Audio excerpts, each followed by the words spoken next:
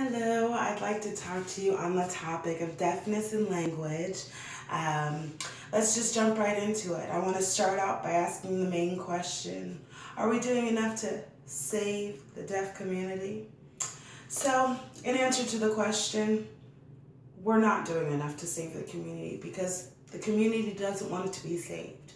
One thing about this minority group is they want to be accepted just like any other minority group. They don't want to be treated any differently, and they don't want to be made to feel as if they are a minority. Here's what we need to understand. Yes, in a group of hearing people, there might be some difficulty for a deaf person to get around and to understand what you're saying, but here's the thing. If you were that one hearing person in a group of deaf people, you'd have the same kind of situation. Does that make you handicapped or disabled? No, it just makes you different. So, I want to talk about on the documentary that we went over Through Deaf Eyes. I thought that the documentary was extremely interesting, and I think that it definitely hit on a lot of different topics, such as, are we doing enough to save the community? Do these people feel like they are so different that we need to bring them into our community, or do we need to accept them and their community? It's just something different, but not anything weird or something to be looked at as a handicapped or a disability. In the book, in the video, we went over a couple different things. I thought it was really cool that Alexander Graham Bell, I did not know that his wife as well as his mother were both deaf, and that he spent a lot of time in the deaf community. Also, we talked about Laurent Clerc and Thomas Hopkins Gallaudet, who has the school in Paris, France, and through them was FSL, French Sign Language, birthed, and through that came along with ASL, American Sign Language, which we may see in America.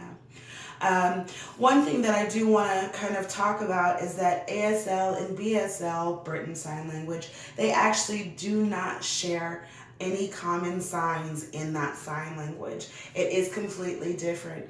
Now also, we need to keep in mind, just like there's a black person in every city, state, there's a deaf person. It's a culture. Everyone will know someone who is deaf, and actually over 500,000, if not already 2 million percent of the population is deaf. So that's very interesting to find out and listen to. I want to talk about really quickly chapter 15 in our books. We talked about sign language and gestures, and we hit on emblems and iconics. And I just wanted to kind of coincide that with body language, and how just like in body language, we need these items and we need these things to kind of thrive and to really truly understand what a person is saying. So really quick, I would like to introduce myself in sign language because I do speak sign language. My name is Sierra. I live in Mesa with my 2 children. So that's just a little bit of sign language.